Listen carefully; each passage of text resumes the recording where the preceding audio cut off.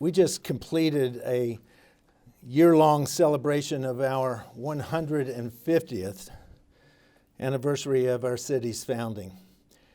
Our celebration was such a gratifying example of the lifestyle and kind nature of our community, and I couldn't have been more proud to see how our residents chose to celebrate in spite of the continuing pandemic that has enveloped our world. We were able to experience the compassionate measure of our city and the limitless artistic talent expressed by our residents. The city was founded on the ambitious vision of a growing nation at the forefront of the Industrial Revolution. Interestingly, 150 years later, the institutions that grew out of that Industrial Revolution and those institutions that grew and matured over the past century and a half are enabling the community to evolve out of the Industrial Revolution that defined a city of manufacturing. A city moving from the Industrial Revolution into a city of the digital age that will define a region of research and development addressing the greatest challenges facing the world. Our city is defining its way as a constant jewel along the Ohio River, whose luster is beginning to be realized once again by the marketplace of the world. What a wonderful time for us who live in this city, in this valley. What a wonderful opportunity for those of us who live in this city and in this valley to demonstrate to a world in disarray how a community can thrive with a heart of compassion, a mind of intuitive innovation, and an innate fortitude of doggedly determined expectations. We're not labeled by our challenges. We are being acknowledged by the manner in which we create solutions. What a tremendous gift for those of us who live in this city, in this valley, to provide to a state and region where the standard expectation of hardship and hopelessness is replaced with the expectation and ambition born out of innovative creativity. During my nearly 5 decades of living in this city and the 6.5 decades of living in this state, I have never known such opportunity for advancement and enrichment that we have today.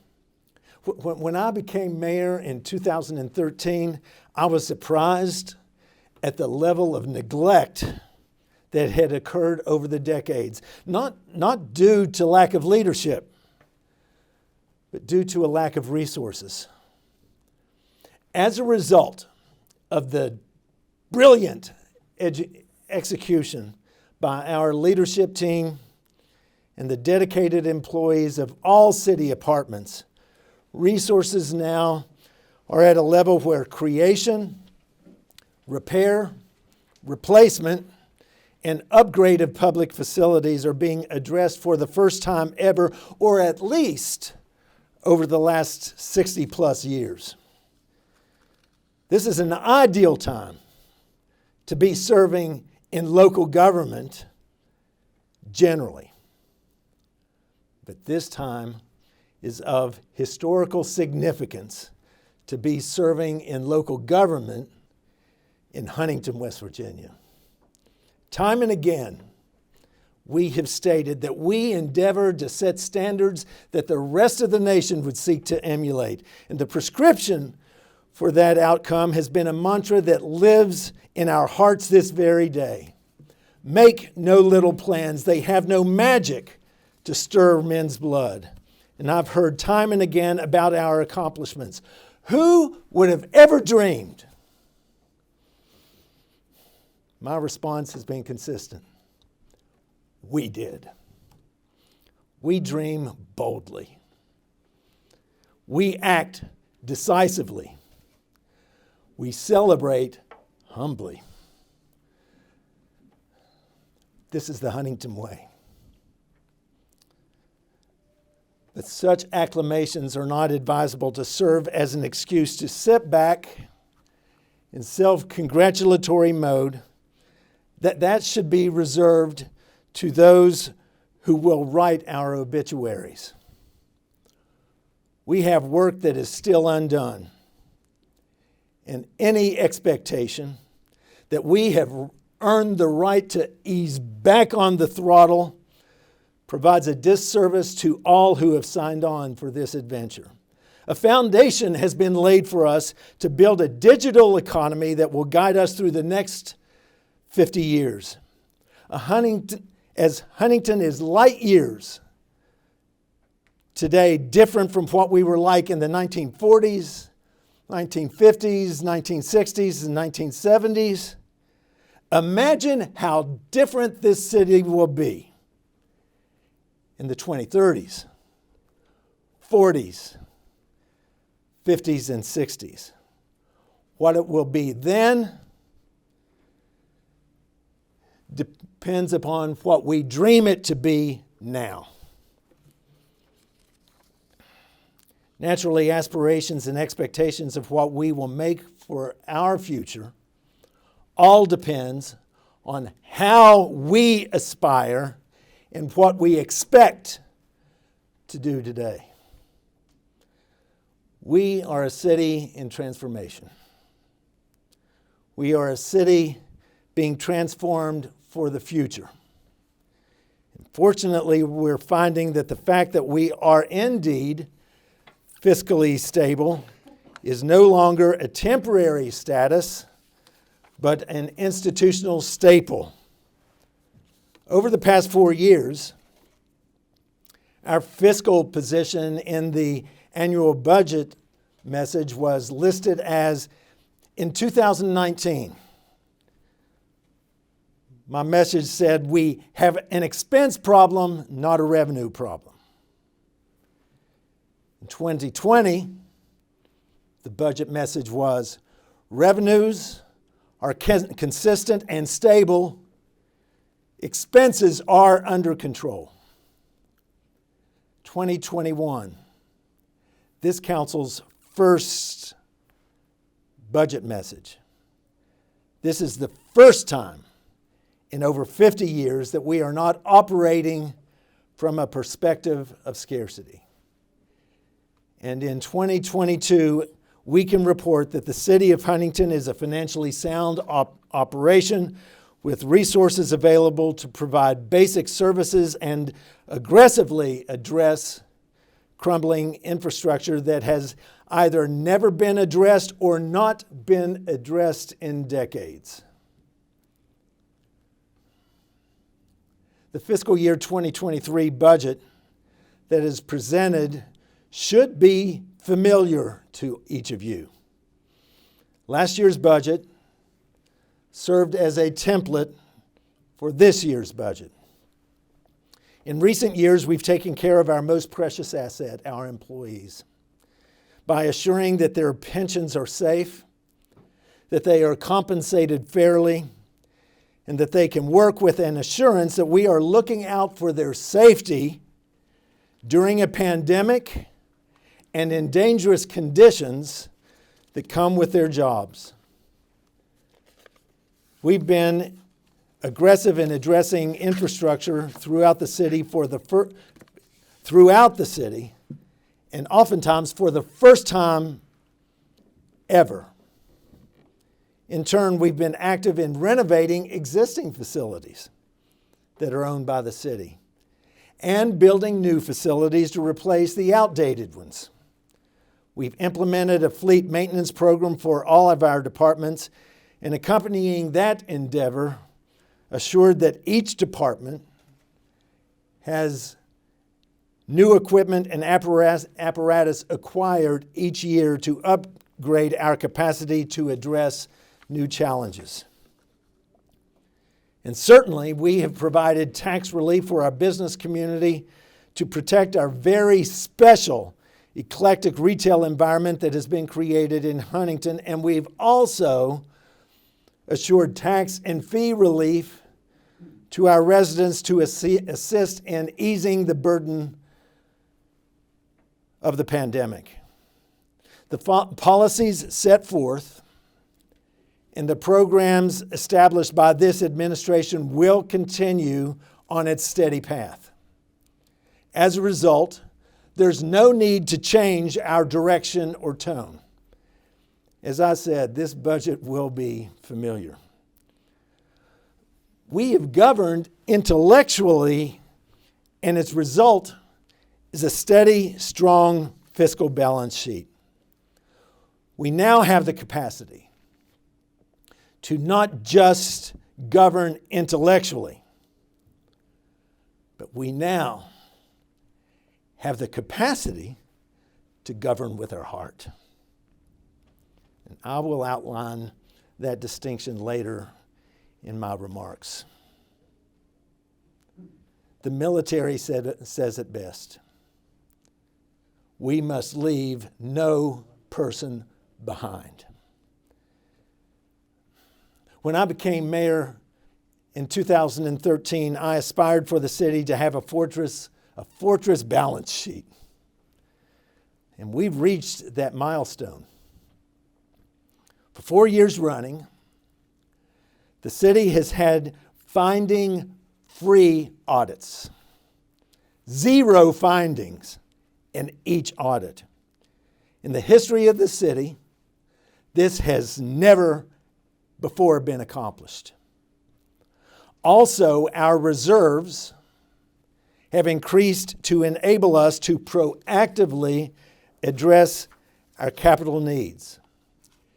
And as a result of our fortress balance sheet, pensions are being paid, pensions are assured, increases in pay for our employees have been provided the past 6 years, and capital infrastructure is scheduled for repair and replacement. Public Works will continue to receive increased funding for roads to be paved at a record pace. Unexpected hill slippages, landslides, road failures, all are being addressed now immediately. We will begin an implementation of a 10-year scheduled paving cycle that I introduced in concept last year to you, council members. And we expect to implement the paving cycle over a 3-year period so that by 2024, roads will be placed on a schedule for paving over a 10-year period, and ongoing maintenance to lengthen the viability of the street service will be instituted along with that. While the sanitary sewers, stormwater sewers, and combination sewers are managed by the Water Quality Board, and while they're not part of our general fund and appropriations, I want to give a report of some of what the Water Quality Board has addressed. The Water Quality Board has, for the first time ever, established flood control measures for the 8th Street and 10th Street underpasses, and completed extensive repairs on the 20th Street underpass. The interceptor line that was built in the 1950s to carry sewage from every neighborhood of the city, from Altizer and Guyandotte through the city to the sewage treatment plant in Westmoreland, is now being cleaned out for the very first time, and over 10 million pounds of debris has been removed from the line. Additional work is planned to build a stormwater system in the High Lawn area and addressing major issues related to our flood wall, our ancient pump stations, and our sewer plant. As is well known, there is a record amount of federal funding available that has not been available at such a scale in 80 years. Unfortunately, the city of Huntington is not eligible to receive state or federal funding for sewer improvements because our rates are too low. In order to successfully enter the door to receive the first dime of federal support, we will have to increase our sewer rates. Now, we haven't determined what that schedule will look like, and you can expect a recommendation for a rate increase in some form or fashion later this year.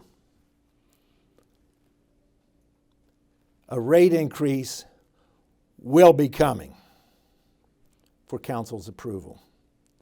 The only way we will be able to address the sanitary and stormwater issues is to take advantage of the federal grants that are available to every city, county, and state across the nation. And that means we will have to address our rates to become eligible for federal support.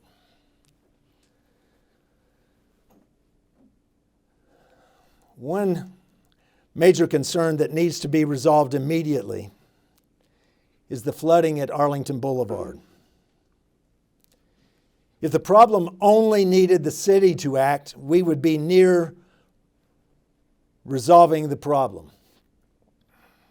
Unfortunately, the source of the problem begins outside the city limits, and we have no authority to resolve those issues. Other state and federal agencies are involved as well.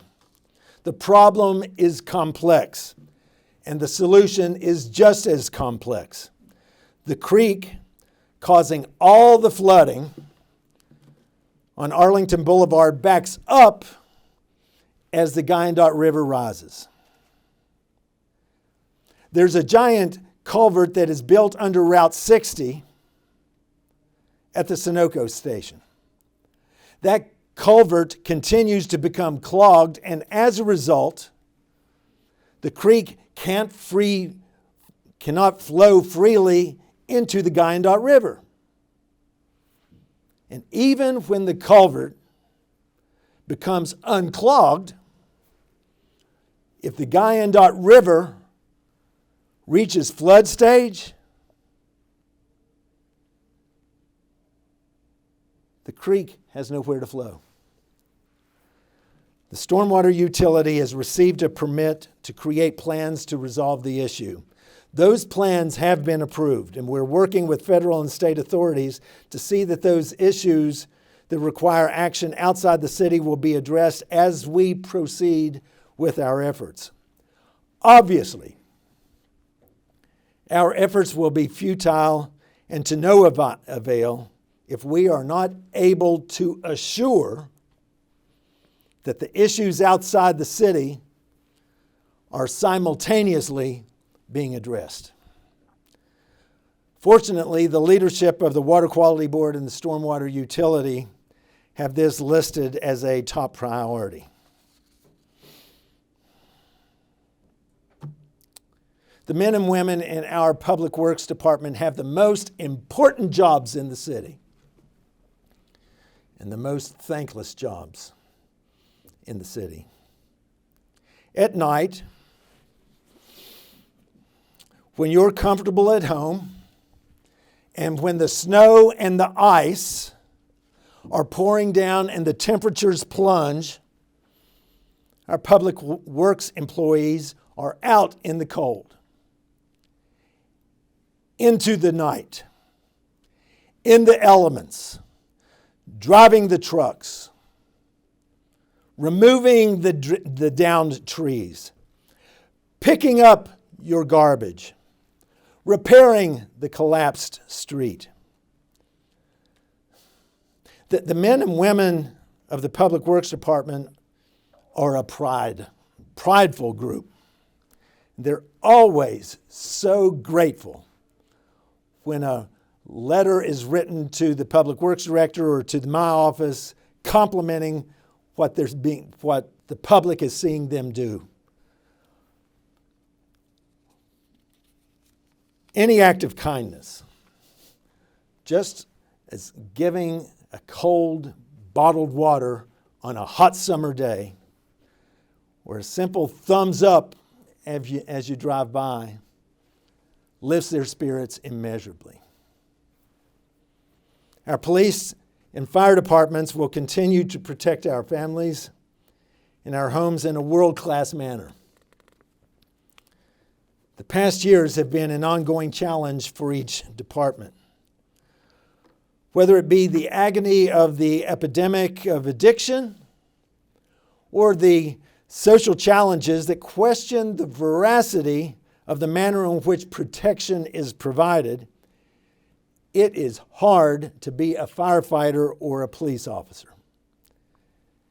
As a result, we, like every municipality across the nation, are having difficulty recruiting qualified individuals to serve in the positions of public safety.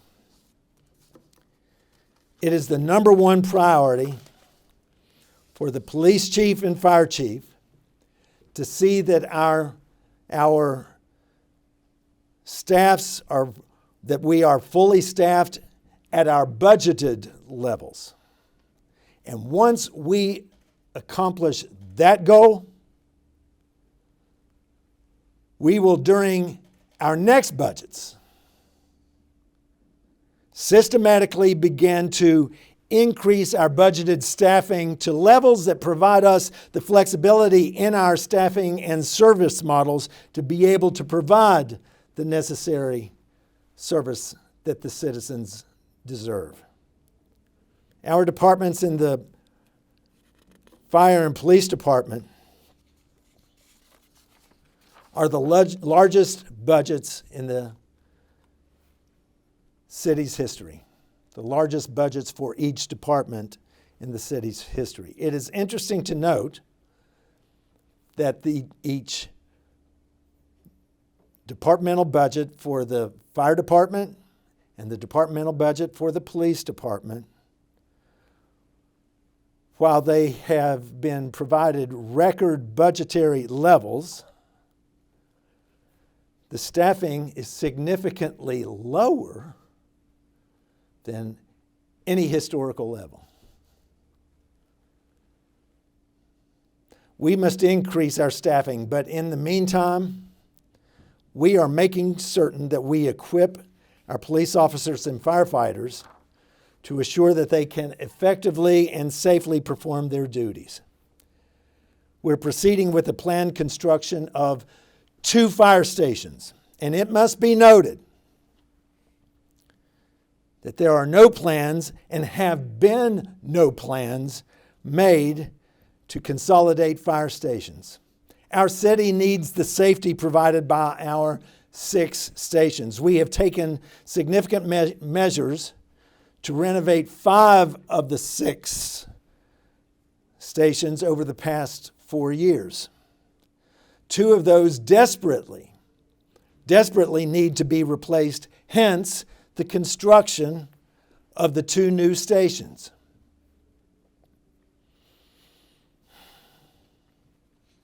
Council has approved numerous projects that will be funded with the American Rescue Plan Act appropriation given directly to the city. And this funding is separate from the general fund budget, and it will not be included in this message or be addressed during our budget discussions. It is important, though, to realize that the rescue plan funding is manna from heaven. My greatest concern, as we were making plans as to how we would transform the economy of our city and our region, was where were we going to obtain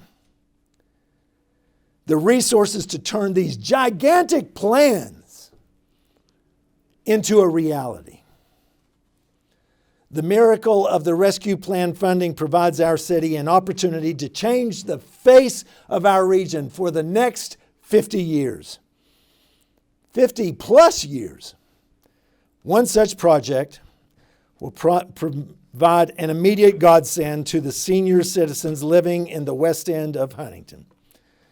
The creation of the West End Senior Wellness Center, in partnership with the Cabell County Community Services Organization, will provide health care assistance and public support for the seniors of the West End of Huntington.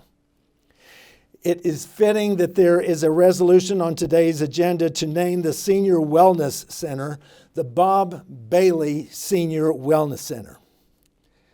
Councilman Bailey, he will always be called by me Coach Bailey in the most respectful manner possible. Coach Bailey has built a career that spans from the 1970s to today, before some of you even being born. The hallmark of his service was never, ever in doubt, beginning with his blessed mother and father. Coach Bailey has always made certain that the seniors of Cabell County and Huntington, including Westmoreland, were always given top priority. It is time this faithful public servant be acknowledged and thanked for his leadership, his passion, and his love of our city. We love you, Coach.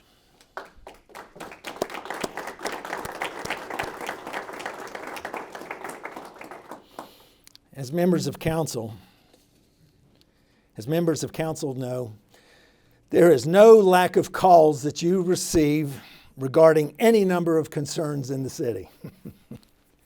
Just in the mayor's office last year, we received 72,020 phone calls regarding all areas of concern. We, in turn, in 2021, received 1,714 emails and calls from council members regarding various issues that constituents bring to your attention.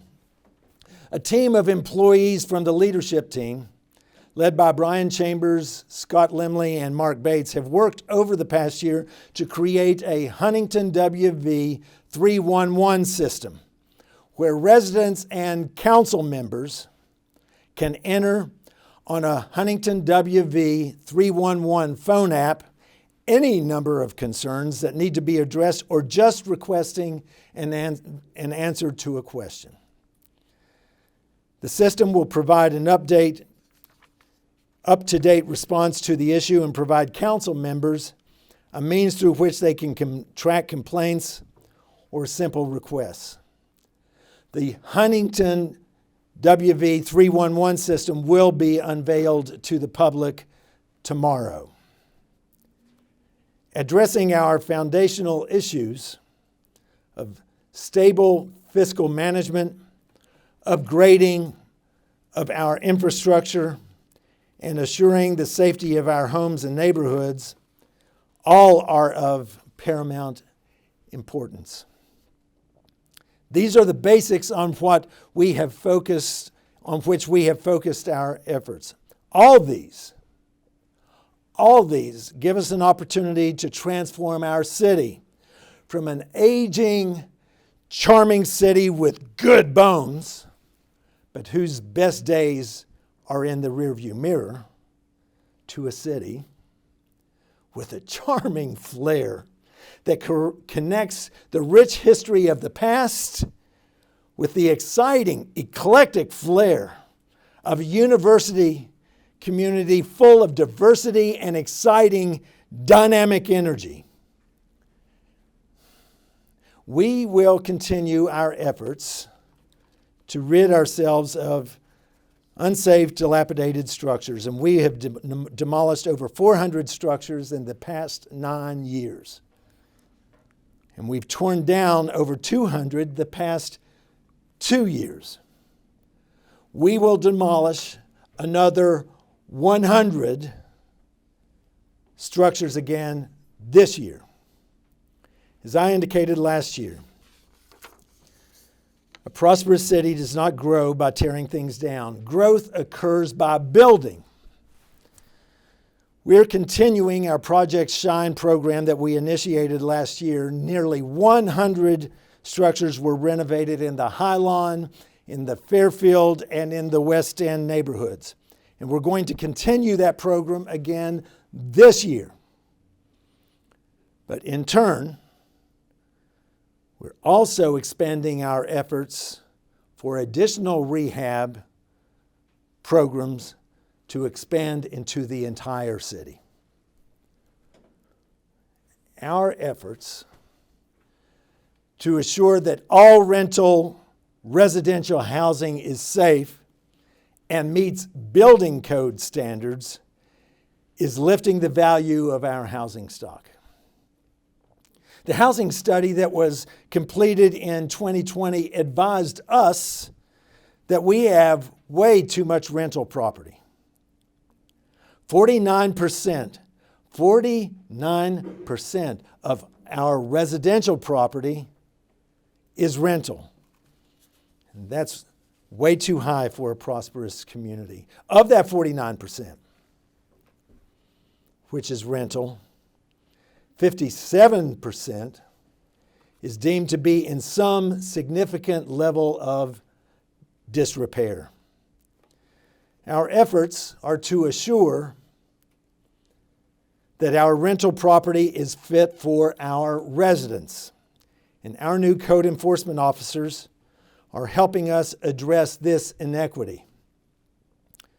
Property owned by the Land Reuse Agency that were attained by property tax sales create a golden opportunity to take forgotten, neglected properties to be sold at a very inexpensive cost in exchange for someone who will commit to renovate or demolish the home and rebuild it and live there for at least 10 years. Programs of this nature can and will enhance the curb appeal of neighborhoods and establish community once again. It's amazing some of the information that is beginning to seep out to the country and the world about the magic of Huntington. A recent study by researchers from Stanford University report that Huntington is one of the top 5 cities in the nation with the highest standard of living for college graduates. Huntington's unemployment rate in December was at an astoundingly low 2.6%. Our median income is $31,262, $5,000 more than the median income of the average West Virginian.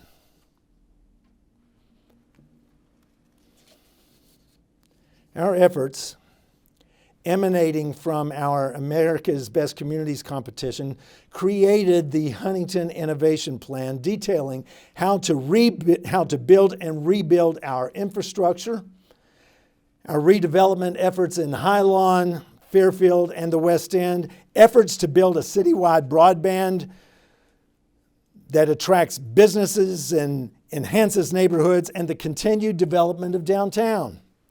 All these projects are all highly transformational that breed excitement and investment, employment and prosperity. Yet a portion of our community struggles to make ends meet. 32.3% of our residents live in poverty. 32.3% living in poverty is unacceptable in a community that has a world-class research university and a world-class medical center. We cannot consider ourselves to be a prosperous country and community when 1/3 of our neighbors live in poverty, when 28% of our neighbors live in substandard housing, when children and the elderly go hungry, when young people have not been given an opportunity and have not been empowered to see the value and of a future in service, a future of service. We cannot congratulate ourselves that we are becoming a city of solutions, or have been proclaimed America's best community, while 1/3 of our residents live in poverty and are going hungry and missing meals.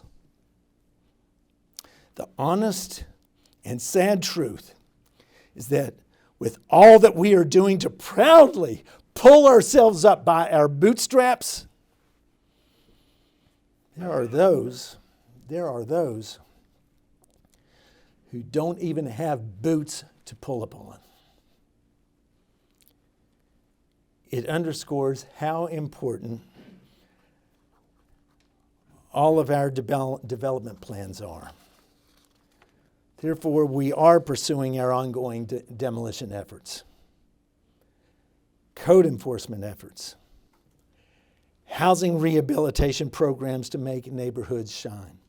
In tandem, we are aggressively pursuing our economic development efforts in Highland, Fairfield, West End, and downtown, and our broadband expansion all over the city, all to create economic opportunity and opportunity for prosperity to the entire populace.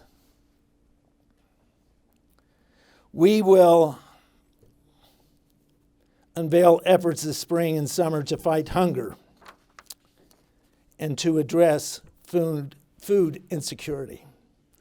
We've been partnering with the Facing Hunger Food Bank through the volunteer efforts of many council members and our city employees.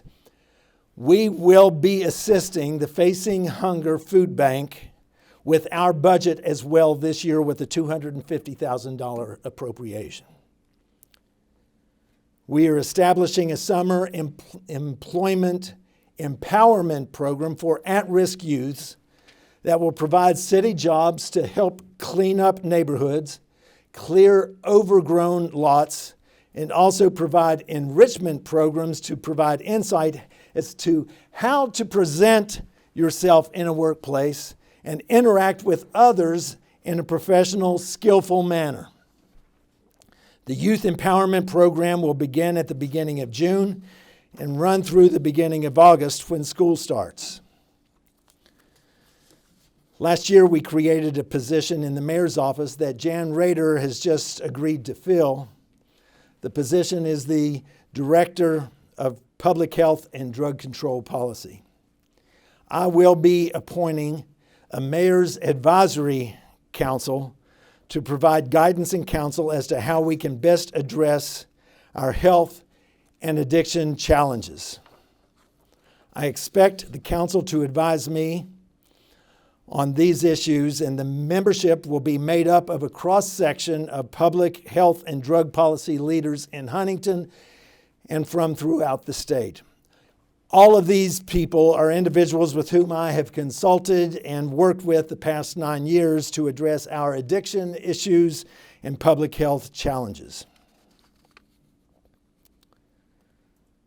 A prosperous city does not simply measure its wealth in financial terms. It also measures itself by its heart. Certainly, economic means will often dictate the ease in which someone is able to meander through life. Yet if we find ourselves as a community seeking to advance ourselves without taking into account the life of those by our side, we will find ourselves overcome with poverty of spirit. The greatest compliment that has been placed upon the city of Huntington by others since I've been in office was not when we were named America's Best Community. But I gotta admit, that was pretty cool. Or named City of Solutions. Or City of Service. The greatest compliment that was placed upon our cities and our residents was when an African governor proclaimed Huntington, West Virginia, a city of compassion. We will find riches in our future. We will develop prosperity for our family and our neighbors, and we will create wealth and opportunity when we are able to say that our fortune came from the gratitude of a thankful neighbor. May God, during this coming year, bless our efforts with wisdom, humility, and compassion. And may God bless our beloved city, state, and nation.